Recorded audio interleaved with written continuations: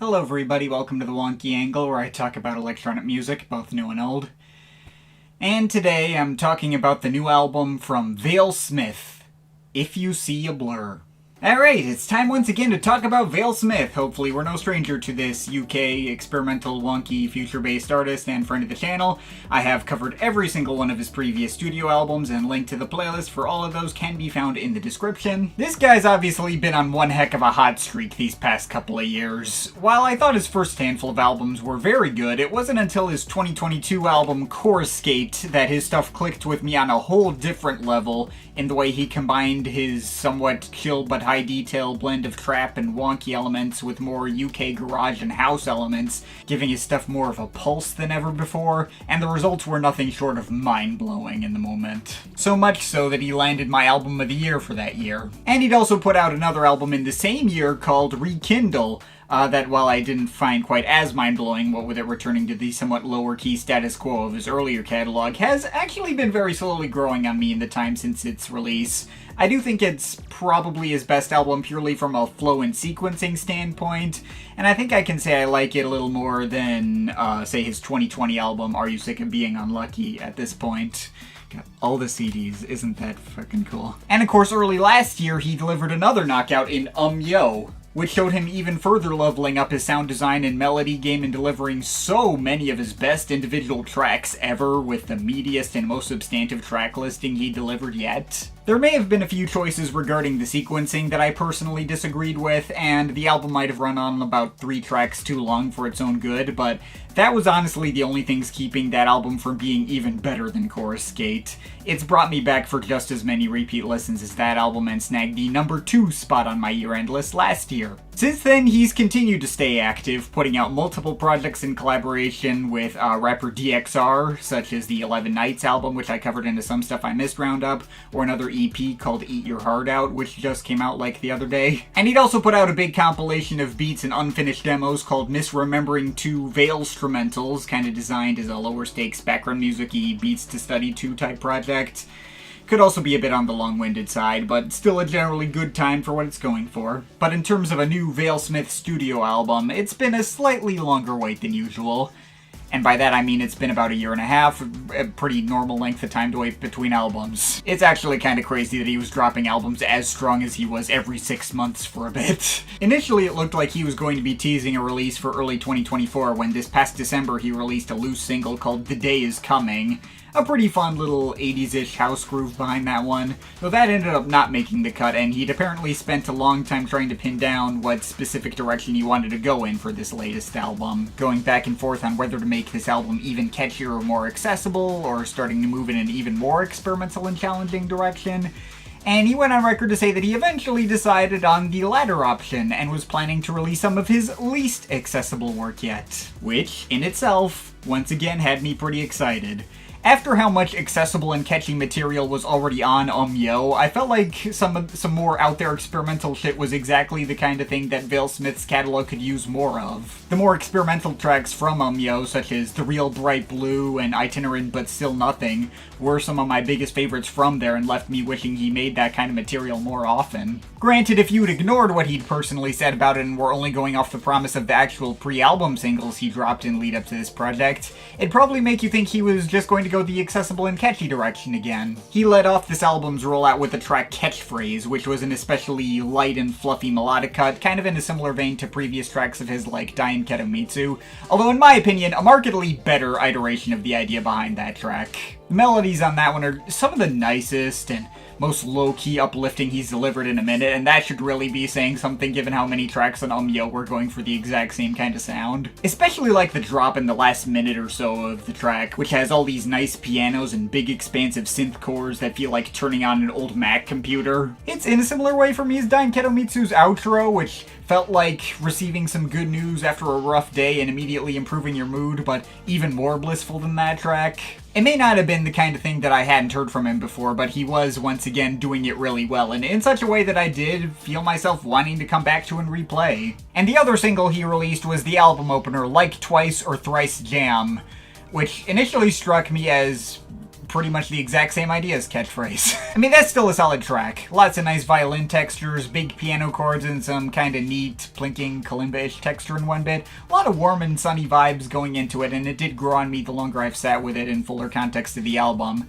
I'll say I like this more as an opener than Skip Scarlet on his last album, maybe even a little better than Wanna Fly on Rekindle. Although it didn't necessarily strike me as being one of his absolute best tracks ever, or something super special in the greater context of his overall back catalog. And those were the only two singles. While I was going to be looking forward to any new album from him, I wasn't sure how much this was really going to hit in comparison with his best work. I kinda had a feeling this was going to be a step down from Yo. And it wasn't until his announcement that no, the album was actually going to be a lot more experimental than those singles might lead you to believe, did I really start to get more properly hyped. And once the album dropped and I got to hear the full extent of that more experimental direction he promised, boy did that particular aspect of this album live up to my highest hopes. It is technically true that I do not think this album is quite as good as Yo. That album does have much higher high points and more of them. But If You See a Blur is somehow yet another level up in terms of his sound design, which I almost didn't think he could surprise me with again. And he is in fact delivering some of the wildest and most out there ideas he's done yet. More than half the track listing on this one is hitting in a completely different way from anything else I've ever heard him make before, and it turned out to be one heck of a roller coaster ride regardless. I will say it does take a while for this album to really get going for me. I mentioned Twice or Thrice Jam being a solid opener and a grower, though it's not exactly the kind of thing that clues you into what this album's really about. The second track, Perfect Backwards Chakram, hits Varial, McTwist, Blindfolded, No Flinching. That track, however, is our first hint as to how crazy this album can get, even if only just a hint at this point. The mix of bright synth chords and halftime beat patterns may be pretty standard by Vale-Smith standards, but the way all those frantic stutter edits and pitched up vocal chops in the very beginning hit me right away is both somewhat disorienting but really cool and attention grabbing, and there's so many well-varied layers of noise fragments that get piled onto the mix of this one to make it sound as dense and complex as its mouthful of a title. And the big buzzing bass stabs around the 2-minute mark especially slap as well. Then there's 360 Flip, which was a nice, marginally more chill moment for the album, although that one sounds like any number of other tracks that could have shown up on his last album and didn't stand out that much to me in context. I suppose it is kind of odd to say that about a track with so many crazy glitch effects, layers of synth riffs, sort of DJ scratches and pianos and whatever else. Very obviously had a lot of time and effort put into it. Still the kind of thing that hits in a vacuum. Though the actual core idea behind it feels a little too much like deja vu from other cuts I've heard from him before without any particular aspect about it that's done noticeably better than what I'd expect for him, and is probably the least interesting track on the album for me. I already went over Catchphrase earlier, but that is the point on the album where it feels like things have really started to get going. That one's just grown on me more and more the longer I've sat with it, and it stayed a pretty clear highlight even though it's also not really indicative of what I like about this album in particular. These first 4 tracks may leave you wondering a little when that crazy experimentalism being promised might be starting to show up, but it's right after this point where I feel like we really start to enter into more uncharted territory for Vale-Smith. Synapse Flutter may start out with another familiar blend of ingredients in all its blends of pianos and quirky synth riffs and chopped up rapper samples with some kind of Asian string plucks introduced later, though there is something that feels intangibly different about this one right away. The first 4 tracks all felt all warm and sunny, and this one feels oddly colder, like the sky's gotten more overcast. And all that's just talking about the first half of the track. At the 2.5-minute mark, we get hit with the most insanely huge and expansive drop the album's delivered yet, with all these massive blocky bass stabs, kind of like the end of Don't Get Hurt, except it feels like the percussion also just stops to let that moment really feel all the more explosive. And that's before all this crazy live drumming gets brought in immediately after that, and then there's even more explosions of bass and noise fragments that feel like you're watching a truckload of fireworks all going off simultaneously, and then it turns into a double-time disco house banger for a minute, and then it has a really pretty near ambient outro at the very end. Jesus Christ, this was some absolutely insane shit. The first third of the album was good and all, but by the time this track shows up, it feels like everything's just been taken to a whole different level. And Vale-Smith doesn't let up on the craziness for quite a while. On Mask Man, he decides to go way darker and more foreboding, a la Itinerant But Still Nothing, but maybe even darker than that. There's almost no melody at all on this track for at least its first minute and a half. Just crazy bass stabs that feel like tribal war drums and super pitched down vocal fragments barking at you. Lots of layers of squealing synth effects and some chopped up angry sounding chant. The shouting samples are utilized in the same way as his old track North Orbit way back from Origami. But there's something even more menacing about these that sounds like it may as well be coming from like an evangelical preacher talking about how you'll go to hell or something. Or maybe Gene Wilder yelling about how you get nothing, you lose, good day sir. And that's before all these clanking cowbell sounds come in and things get even more crazy and propulsive. There are some nice warmer bass lines and more Asian harp melodies introduced later to make the track briefly feel more welcoming, as if rays of sunlight have come down to penetrate the darkness. Although right after that we go right back into new patterns of amelodic workouts of percussion and synth effects, with those Asian harps only sort of peeking out every now and then while being all fuzzed out and distorted. And the completely no-holds-bar energy behind that track is carried off directly by following track Torn Dreams. There's like 20 seconds of what sounds like someone's motivational TED Talk poem reading being chopped up into barely being comprehensible. That made me think I was still in the outro of the previous track, but then it spun around into a new mix of all these reverb-covered clanging and thumping percussion workouts that keeps getting more propulsive and skittering and further changing shape as it goes along. There's all these rough and grungy distorted bass guitars, and a few sparse melodic riffs built on top, before the track eventually reaches its final form of being a more chill house banger with much nicer and more grooving bass lines and warmer synths and spacious piano riffs and dripping water sound effects. I mean, I guess technically this track might be slightly less mind-blowing than the previous two, since I feel like those two emotionally prepared me for what I was getting into by this point. But still, this whole 3-track run makes for one hell of an insane mind-bending experience that just continually keeps you guessing where things might go next and repeatedly turning on a dime so fast it's hard to keep track of in the best possible way. So perhaps we might be in need of a bit of a breather. Thankfully, we transitioned directly into one on Stars Up High, though this track feels like new territory for Vale-Smith in a completely different way. It's this really warm and fuzzy instrumental hip-hop or trip-hop sort of cut that hits on a little bit of like a Nightmares on Wax kind of note. The way his standard mix of blubbering synths and brittle percussion go up next to all these more untouched, dusty vocal samples and movie soundtrack string sections is exceptionally pretty. Also, things take a bit of a drum and bass turn at the very end too, because why not?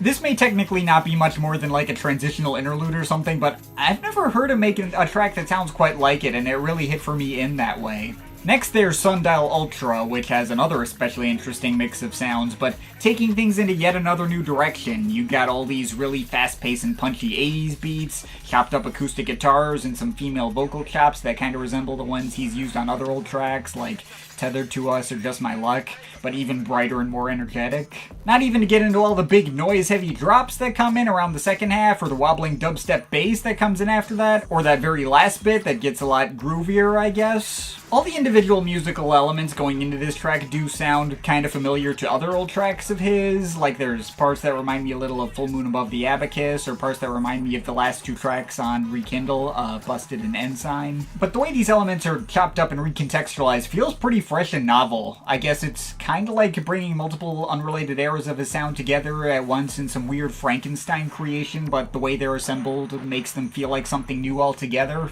It's really freaking cool. And after that we got one last really big standout in Seio-nage, a glitchy deep house banger with lots of chopped up soul samples and bright pianos of various different textures.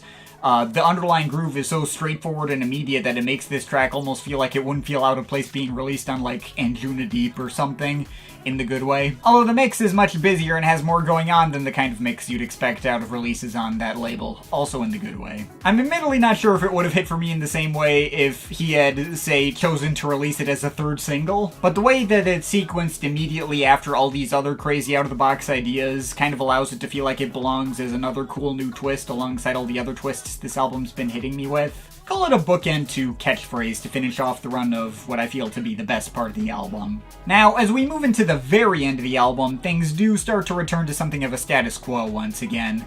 Full Health Fallback was my least favorite track on the album on first listen, as its sunny house and garage mix sounded like another less distinct Yo runoff. Though this one definitely grew on me the more times I put it on. The piano chords on this one are really freaking nice, gives off a little bit of that, like, Daphne Cloudy type energy that I can mess with.